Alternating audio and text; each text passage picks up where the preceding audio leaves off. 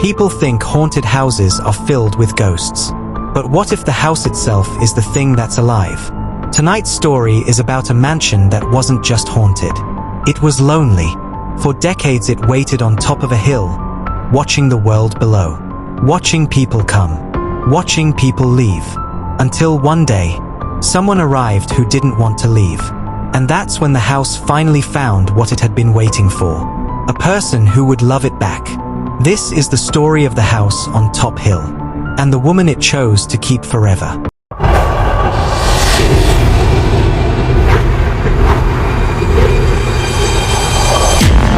Professor Robinson Matthew had spent most of his life chasing the supernatural. Not because he believed in ghosts, but because he did not. He was a scholar of folklore and occult traditions, a man obsessed with proving that every story of haunting or possession could be explained by psychology, environmental factors, or simple human delusion. For years, he had investigated haunted locations across the country. Old hospitals, churches, abandoned prisons. Each time he had returned with the same conclusion. Nothing supernatural existed. But the Top Hill house fascinated him.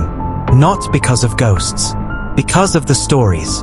No one described the haunting the same way. Some heard voices. Some saw figures. Others simply felt a terrible sense of being watched. The professor believed this inconsistency suggested something else entirely. A psychological phenomenon. Mass hysteria. A perfect case study. So he leased the mansion for 3 months. Then he invited several participants to stay with him. People who had previously experienced strange events in their lives. People who might be sensitive to suggestion. People who might help him prove that hauntings were nothing more than human imagination turning against itself. The first to arrive was Nora. She stepped from the taxi wearing a long green coat covered in paint stains. Her dark hair hung loose around her shoulders, and several silver rings glittered on her fingers. Nora was an artist. She claimed she could feel emotions in rooms long after the people who created them had left. Whether that ability was psychic or simply intuition, no one knew. But she was curious enough to accept the invitation. She looked up at the mansion. Beautiful, she whispered. Then she frowned. But sad. The second guest arrived an hour later. Lucas Sunderland. Tall, well-dressed, smiling too easily. Lucas was the distant heir to the property. He had never lived there, but the estate technically belonged to his family. Lucas treated the entire experiment like a holiday. A haunted mansion for 3 months? He laughed. That's the most exciting vacation I've ever had. The last to arrive was Ella Rock. She stepped out of an old car that had barely survived the long drive. Ella was tall and strong, with a quiet kind of beauty. But her eyes carried a constant tension, as if she had spent most of her life waiting for someone to shout at her. Which, in truth, she had. For 33 years Ella had cared for her grandmother, a woman who had controlled every detail of her life. What she wore, where she went, who she spoke to, and when the grandmother finally died, Ella discovered something terrible. She did not know how to live. When she received the professor's invitation, she accepted immediately, because the letter said something she had not heard in years. You are welcome here. The 4 of them met at sunset on the long gravel path leading to the entrance. Professor Matthew greeted them with enthusiasm. I'm very grateful you all came, he said. This experiment may prove quite important. Lucas grinned. You're hoping for ghosts. The professor shook his head. I'm hoping to prove they do not exist. Nora looked up at the house again. The house disagrees. Everyone laughed.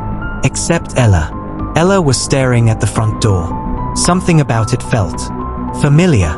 Like a place she had once seen in a dream. The mansion's interior was worse. The architecture twisted in subtle ways. Hallways that curved slightly. Door frames that seemed too narrow. Rooms where the ceiling felt lower than it should. It was impossible to feel comfortable there. But Ella felt something else entirely. A strange warmth. As if the house were recognizing her. She touched the wall softly. And for just a moment, she thought she felt it breathe. Nothing happened that first evening. They ate dinner. They discussed the experiment. The professor explained that each guest would record their experiences daily.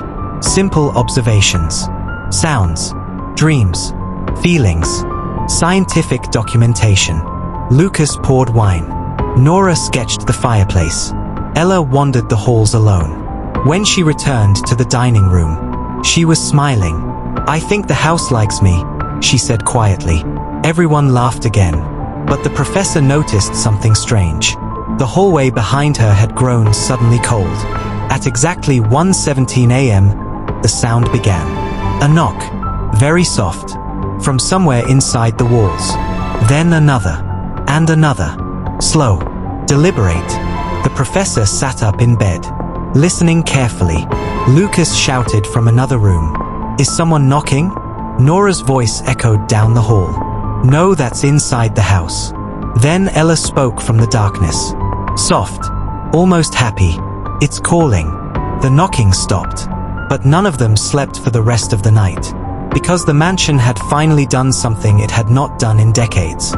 It had noticed its guests, and somewhere deep inside the crooked walls, something had begun to wake up. No one mentioned the knocking at breakfast. Not at first. The morning sun poured through the tall windows of the dining hall, but the light did little to make the house feel warm.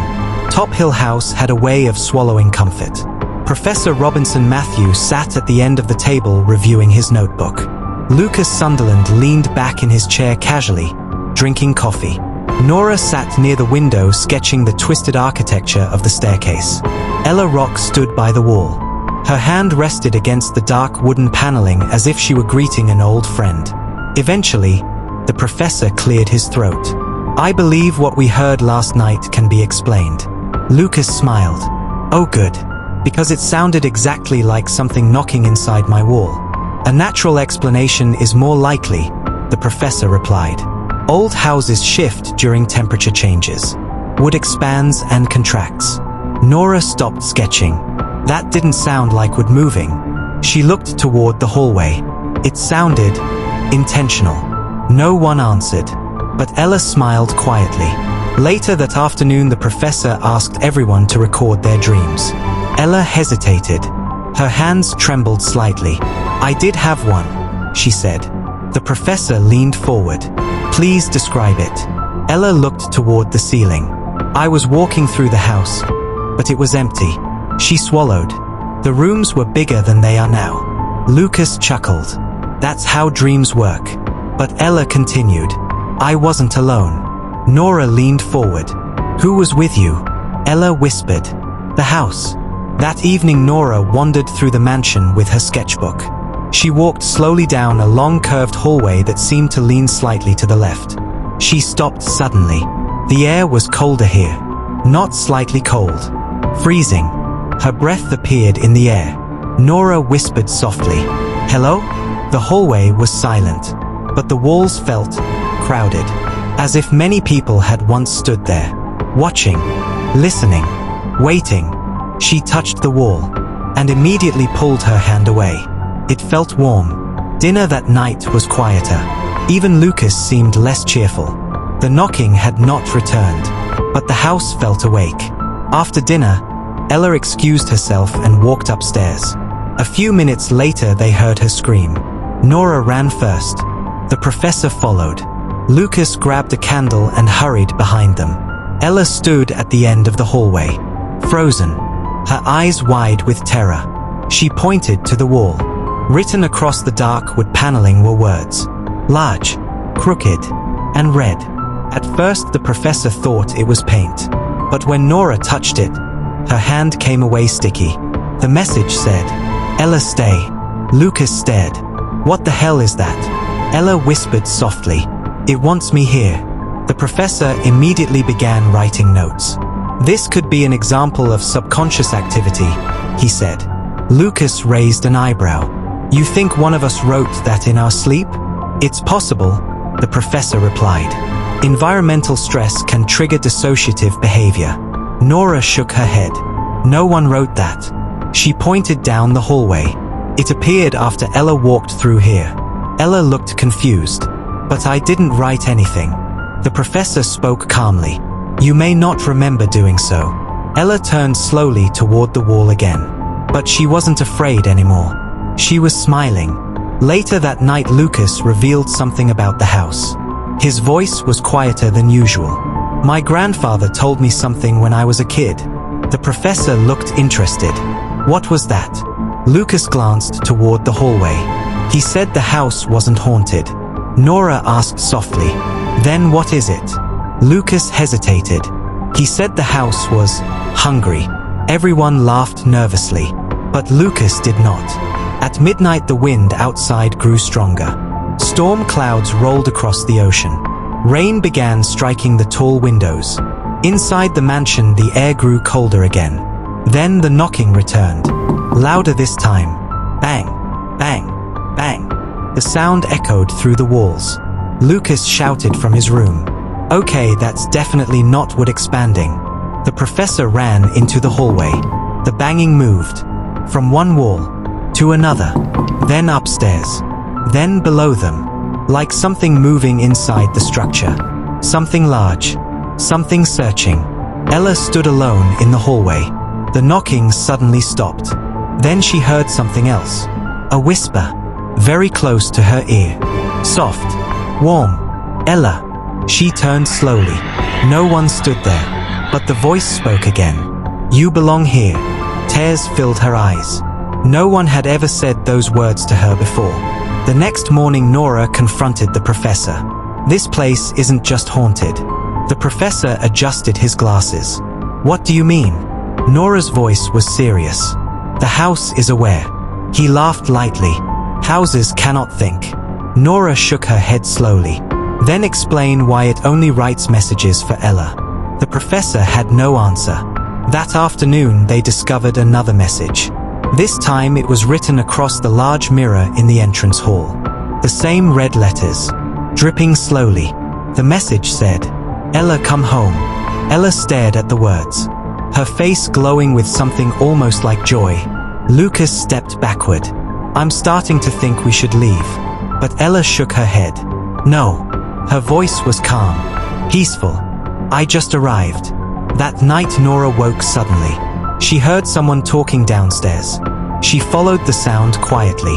Ella stood in the dark living room, facing the wall, whispering. Nora listened carefully. Ella wasn't speaking alone. She was answering someone, but no one else was there. By the end of the second day, the experiment had already failed. The professor could no longer deny something was happening. The house was reacting, responding, and it had chosen someone. Ella Rock, the loneliest person among them, because loneliness makes the perfect doorway. And the house had already begun whispering promises to her. Promises of belonging. Promises of love. Promises that would soon lead her somewhere terrible. By the third day, the mansion no longer felt like a place people were visiting. It felt like a place that had begun collecting them. Outside, the fog from the ocean crept up the hill and wrapped itself around the house like pale fingers. Inside, the air had grown thick, heavy. The hallways seemed longer than before.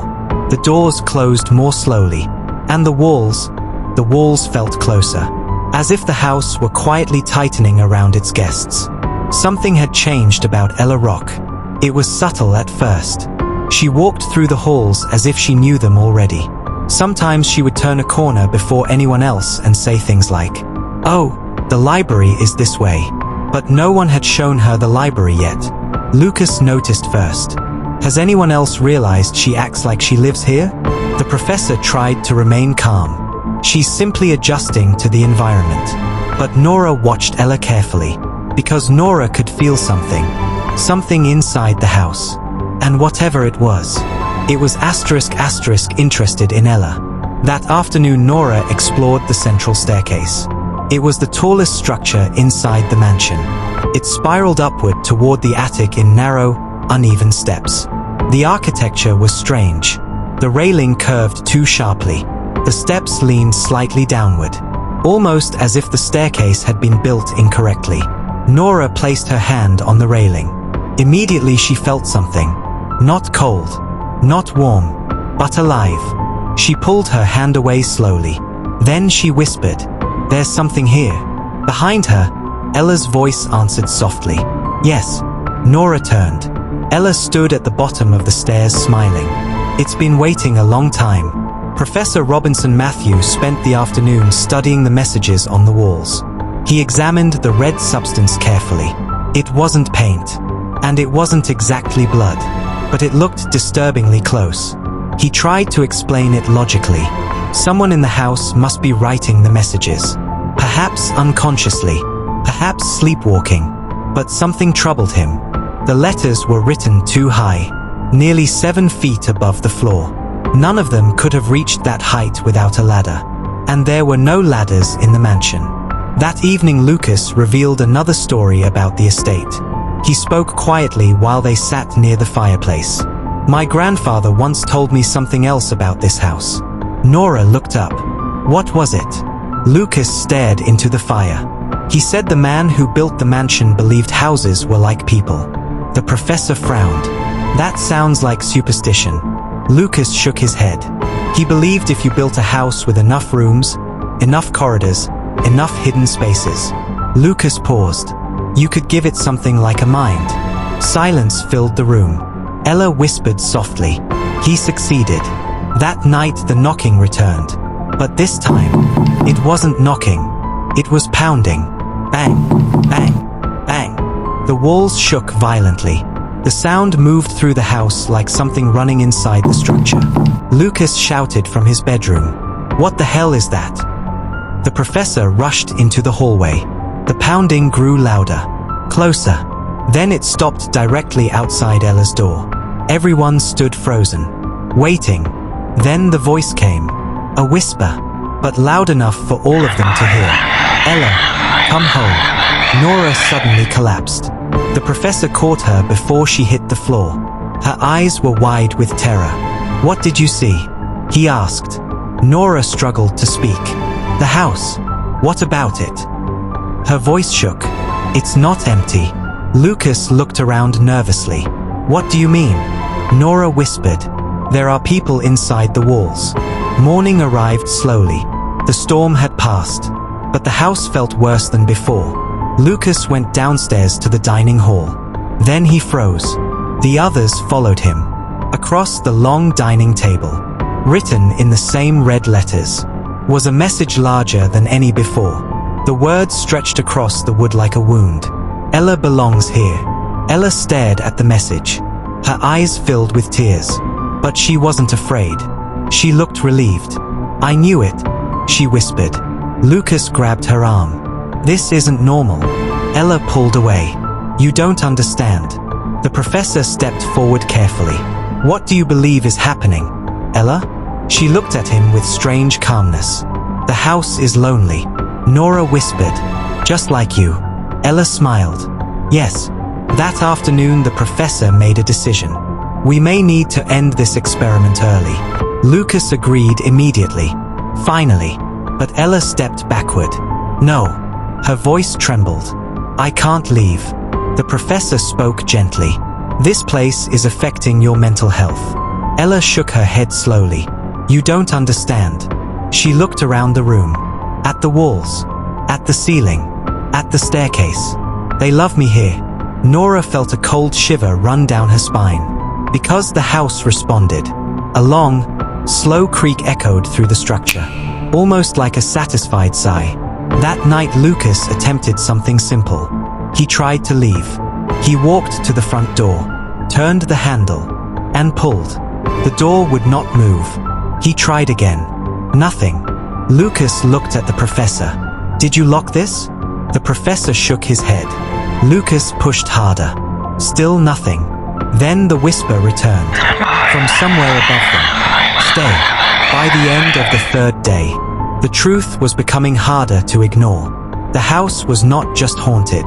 It was choosing choosing who it wanted. And the person it wanted most was Ella Rock. Because Ella had spent her entire life feeling unwanted.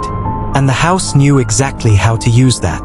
The deeper her loneliness grew, the stronger the mansion's hold on her became. And soon, the house would begin asking something terrible in return. By the fourth day, No one pretended the mansion was normal anymore. The air inside Top Hill House had become thick with unease. The fog outside never lifted that morning.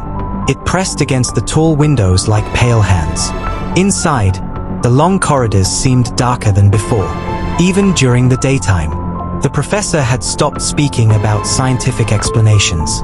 Lucas had begun packing his suitcase, and Nora had not slept for 2 nights.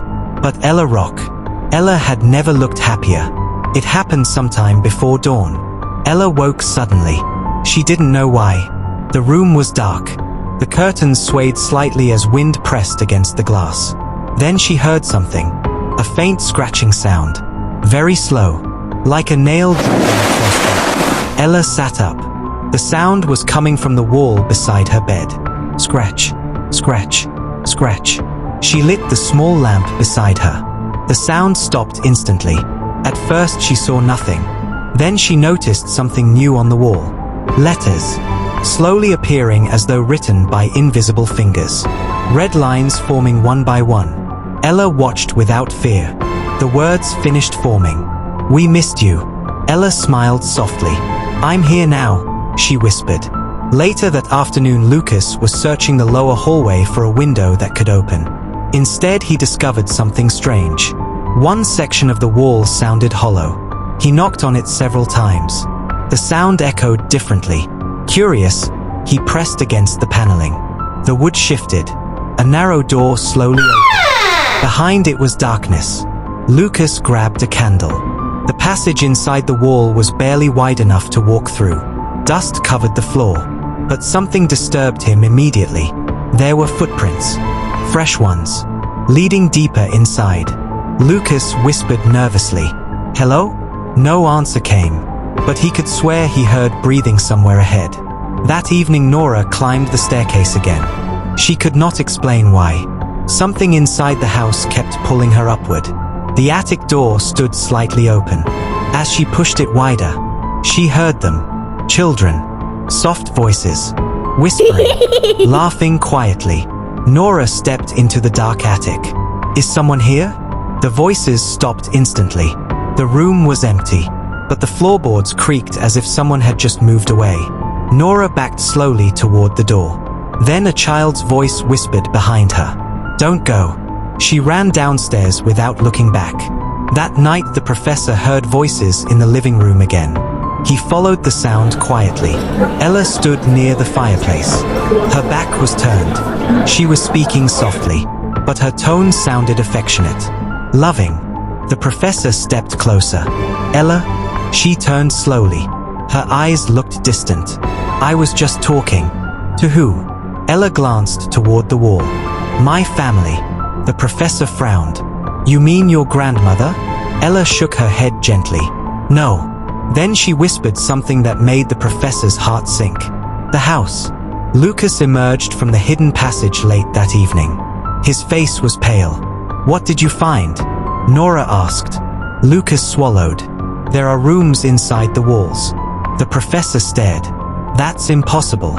Lucas shook his head. "I walked for nearly 10 minutes. Nora asked quietly, "Did you see anything?" Lucas hesitated. Then he answered, "Beds." Silence filled the room. "What kind of beds?" the professor asked. Lucas whispered, "Children's beds." That night the banging returned again. But now it sounded different. Not random. Rhythmic. Like someone pounding in celebration. Bang, bang, bang. The walls shook violently. The chandelier trembled. Ella stood in the center of the hallway smiling. "They're happy," she said. Lucas grabbed her shoulders. "This place is manipulating you." Ella's smile faded. "You're wrong." Her voice turned cold. "You just don't belong here." The professor looked horrified. "Ella." But she was staring at the walls, listening. Later that night, Nora finally spoke the thought that had been growing in her mind. "The house isn't trying to scare us." Lucas frowned. "Then what's it doing?" Nora looked at Ella. "It's trying to keep her asterisk." The professor asked quietly, "Why her?" Nora answered slowly, "Because she needs it." Ella whispered from the hallway, "Yes, The next morning they discovered the largest message yet. It stretched across the main staircase wall. The letters were thick, wet, and horribly deliberate. Ella is home. Lucas grabbed his suitcase. I'm leaving today. The professor nodded. Yes, we all should. But Ella began shaking her head. Her voice trembled with panic. No, you can't leave. Nora asked gently. Why? Ella looked toward the staircase. Then she whispered something none of them expected. Because if you leave. Her eyes filled with fear. It might get lonely again. That night Lucas tried to force the front door open. He pushed with all his strength. The door refused to move. Then the entire house shuddered violently. Every wall groaned. The lights flickered. A deep sound echoed through the structure. Not knocking. Not banging. Something worse. It sounded like laughter. And Ella began laughing too. By the end of the 4th day, the mansion was no longer hiding its intentions. The house had chosen Ella. It whispered to her, wrote messages for her, spoke to her when no one else was around. But something even more disturbing had begun to happen. Ella no longer feared the house. She loved it. And love, when twisted by loneliness, can become more dangerous than any ghost. The others were beginning to realize something terrible. They might not be trying to escape the house anymore. They might be trying to save Ella from it. But Top Hill House had waited many years for someone like Ella Rock, and it had no intention of letting her leave. By the 5th day, the mansion no longer behaved like a building. It behaved like a living thing. The doors opened when no one touched them. The lights flickered without reason. Footsteps echoed in empty rooms. And sometimes, the walls pulsed softly, like a distant heartbeat. None of the guests said it out loud, but they were all beginning to feel the same terrifying truth. The house was not simply haunted. The house was aware, and it was slowly tightening its grip on the only person who had begun to love it. Ella Rock. The first sign that something had changed came that night. Lucas tried to leave his bedroom. He turned the handle. The door would not open. He tried again. Still nothing. Professor? He shouted through the door. Down the hallway, Nora's voice answered. My door won't open either. The professor tried his door. It was locked from the outside. All of them were trapped in their rooms. Except one. Ella. Ella moved quietly through the dark hallway. Her bare feet made no sound against the wooden floor. The mansion seemed calm tonight. Satisfied. As if it were showing her something. She reached the top of the staircase. The air smelled faintly of old dust and salt from the ocean. Then the whisper returned. Closer than ever before. Soft. Almost affectionate. Ella. She closed her eyes. Yes? You stayed. A tear rolled down her cheek. I didn't want to leave. The voice seemed pleased. You are ours now. Meanwhile, Nora had finally managed to push her door open. She stepped cautiously into the hallway. The house felt wrong tonight. The silence was too deep. She reached the staircase, and suddenly the world around her changed. The hallway darkened. The air filled with voices. Screaming voices. Nora grabbed the railing as images flooded her mind. She saw the house many years ago, filled with people. Children running through the halls. Servants whispering nervously. Then she saw the man who built it. A tall figure standing in the center of the staircase. Smiling, but his eyes were empty. He whispered something Nora could barely hear. Now the house will never be alone. Then the vision ended. Nora collapsed to her knees. Lucas had finally forced his bedroom door open by breaking the handle. He rushed downstairs to the old library. The room contained boxes of documents left behind by his family. He searched through them desperately, and then he found it. A newspaper clipping. Very old. The headline read, Industrialist family found dead in mansion. Lucas read the article slowly, his face growing pale. The family had not died naturally. They had been found in their beds, smiling, as if they had died peacefully. But the strange part was what investigators discovered afterward. Messages written across the walls of the house. In red. The same messages they had seen. Lucas whispered in horror. It's happened before. Near midnight, the house grew restless again. The walls began making slow scratching sounds, like something moving inside them. The professor stepped into the hallway. "Is everyone awake?" Lucas answered from downstairs. "Read this." But before the professor could reach him, the scratching grew louder. Then the words appeared across the long hallway wall. Slowly, deliberately, the letters forming one at a time. "Ella, stay forever." The professor whispered in disbelief. "Do God." Ella stood in the center of the staircase, watching the words appear. Her expression was peaceful. The whisper returned again, but this time it sounded deeper, more powerful. "You are loved here." Ella whispered softly. "No one has ever loved me before." The voice answered immediately. "We will never leave you." The walls creaked gently, almost like arms wrapping around her. Then the final whisper came. "Stay with us forever." Ella smiled. "I will." Nora rushed up the staircase. "Ella, listen to me." Ella turned slowly. Her eyes looked distant.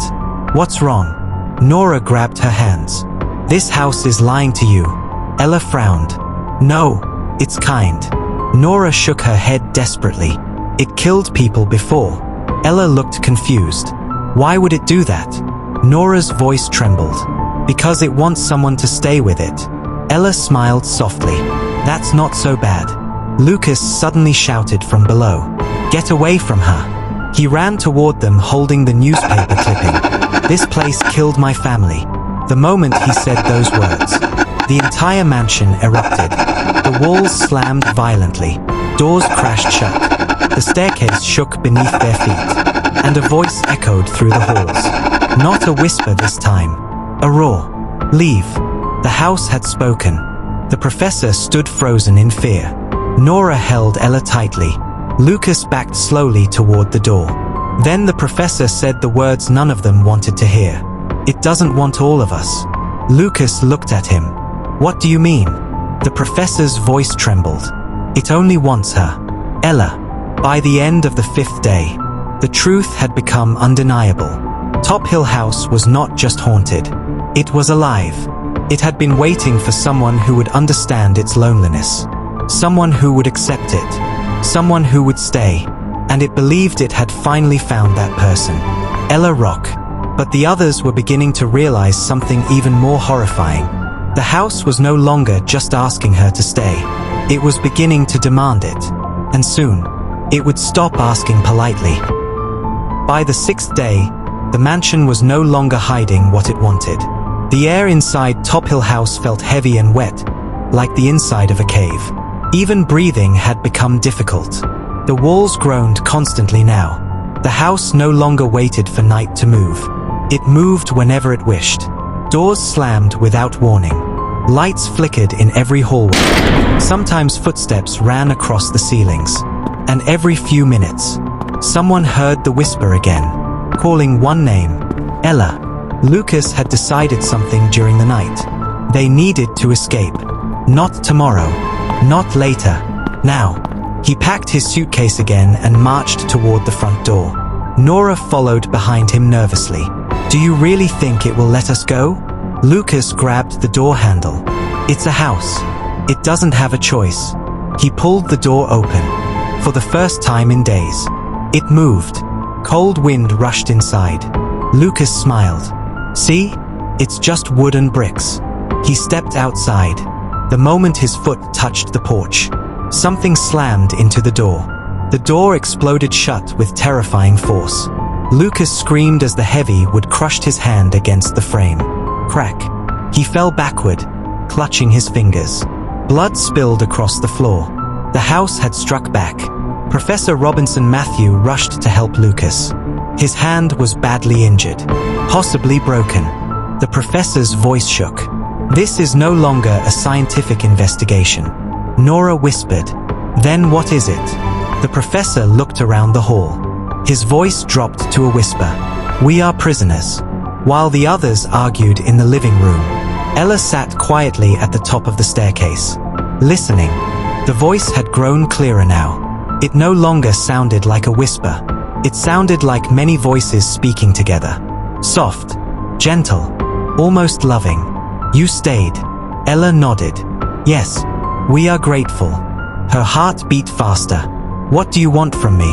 The house answered slowly. Everything. Ella smiled peacefully. That's okay. That afternoon Nora discovered something terrible. While searching the basement for tools, she noticed a loose stone in the floor. When she pulled it aside, she found a hidden staircase. The air below smelled rotten, old. She descended slowly with a lantern. The steps led to a small underground chamber. The room was circular, and in the center of the floor was a deep pit. The walls were covered in old writing, hundreds of messages scratched into the stone. Most of them said the same thing: stay. But one message stood out, written larger than the others. We were lonely. Nora suddenly realized something horrifying. The house wasn't killing people. It was keeping them. Lucas sat at the dining table staring at the newspaper clipping. His hand was wrapped in cloth. Pain burned through his fingers. His voice was cold when he finally spoke. This place needs to die. The professor looked up. What are you suggesting? Lucas stood slowly. I'm burning it down. Nora's eyes widened. With us inside? Lucas shook his head. We leave first. The professor hesitated. And Ella? Lucas looked toward the staircase. She's already gone. Lucas gathered candles and alcohol from the kitchen. If he spread the liquid through the lower halls, the flames would move quickly. But as he stepped toward the first curtain, the house reacted instantly. The walls began to shake violently. The chandelier swung wildly overhead. Every door slammed shut. The whisper turned into a furious roar. No, the mansion would not allow it. Lucas dropped the bottle in fear. Meanwhile, Ella stood alone in the upstairs hallway. The walls around her felt warm now, almost like skin. She touched the wood gently. I'm not afraid anymore, she said. The house answered softly. You are ours. Ella closed her eyes. Images flooded her mind. She saw the families who had lived here before. The children, the servants, the lonely builder who had created the mansion. All of them still inside the walls, watching, waiting, and welcoming her. Tears filled her eyes. I'm coming. Nora ran upstairs. She found Ella standing near the attic door. Ella, please listen to me. Ella looked peaceful. You should leave. Nora grabbed her arm. This place is using you. Ella smiled softly. No. She touched the wall again. It loves me. Nora whispered desperately. Love doesn't trap people. Ella tilted her head. But loneliness does. That night something new happened. All the lights in the mansion went out at the same time. Darkness swallowed every room. Then the house began making a new sound. A slow, deep rhythm. Thump, thump, thump. Like a massive heartbeat. The voice spoke again. Louder than ever before. Come home. Ella began walking toward the staircase. Down toward the basement. Toward the hidden chamber. Toward the pit. By the end of the 6th day, the mansion had stopped pretending. It had chosen Ella. It had spoken to her, touched her mind, filled her with promises of belonging. And now it was calling her to the place where all the others had gone before. The heart of the house. The place where loneliness ended. Forever. But Nora and Lucas were beginning to understand something even more horrifying. If Ella reached that pit, she might never come back. And the house would finally have what it had been waiting for all these years. A soul that willingly stayed. By the 7th night, the mansion had become something else entirely. The air inside felt almost alive. The walls breathed slowly. The floorboards creaked in long, patient sighs. And the deep heartbeat beneath the house had grown louder.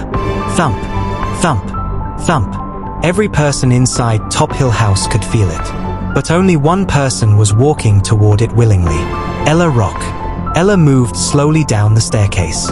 Her bare feet touched each step carefully. Behind her, Nora and Lucas followed at a distance. Ella, please stop, Nora whispered. Ella didn't turn around. Her voice sounded distant. I'm finally home. Lucas shouted angrily. This place is a trap.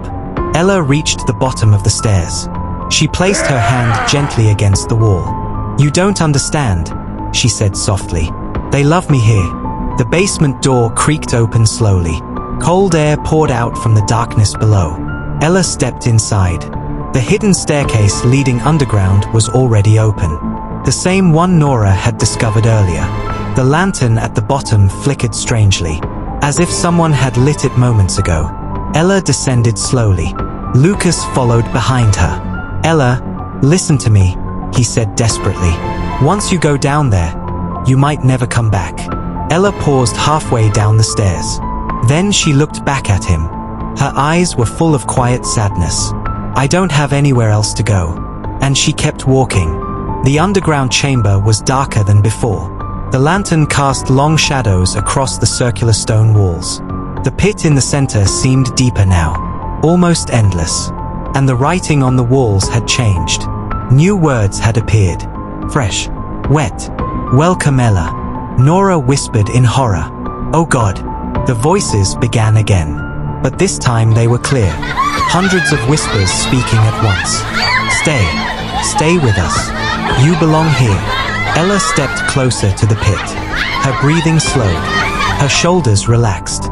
For the first time in her life, she felt accepted. Lucas grabbed her arm. "Ella, snap out of it." She turned slowly. Her expression was calm. "You should leave." Lucas shook his head violently. "I'm not leaving you here." Ella gently pulled her arm free. "Yes, you are." The whispers grew louder. The walls vibrated softly. The house was waiting. Suddenly Nora collapsed again. Another vision flooded her mind. She saw the house many years ago. The builder standing in the center of the chamber, surrounded by his family. He was smiling proudly. "This house will never be empty," he said. Then the walls began whispering. The family looked confused, frightened, but the man only smiled wider. "Loneliness will live here forever." The vision ended. Nora screamed. "The house feeds on loneliness."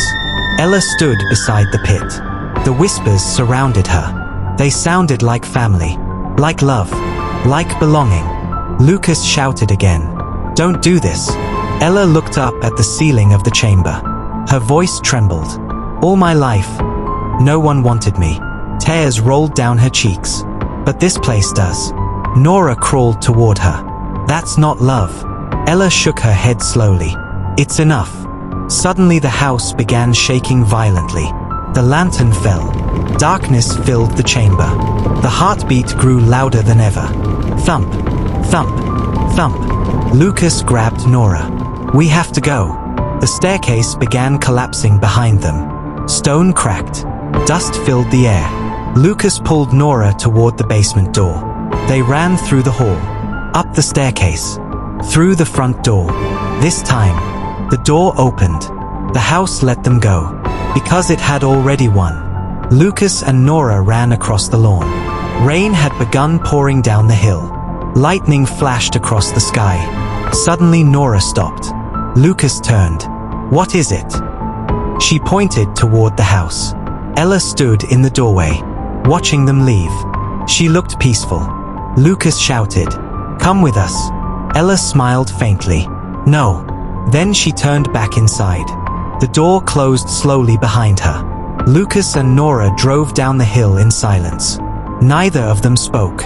The mansion disappeared behind the fog. But Nora knew something. Ella wasn't dead. Not yet. The house would never kill her. It would keep her. Forever.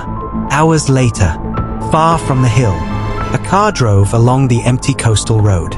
Inside the car sat Ella Rock. She had left the house, but the whispers had followed her. They filled her mind. "Come home. Come back. You belong with us." Ella gripped the steering wheel tightly. Tears streamed down her face. "I'm coming," she whispered. Ahead of her, the road curved sharply along the cliffs. The ocean roared below in the darkness. Ella pressed the gas pedal harder. The whispers grew louder. "Home." She smiled through her tears. "Yes." And she turned the wheel. The car crashed through the guardrail.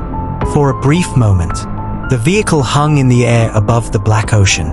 Then it disappeared into the waves. Years later, people still talk about Top Hill House. They say it still stands at the top of the hill, silent, watching, waiting, and sometimes, late at night, if you stand near the gate, you might hear something from inside the walls. A soft whisper, a woman's voice, happy, content, no longer lonely, saying only one thing: I'm home.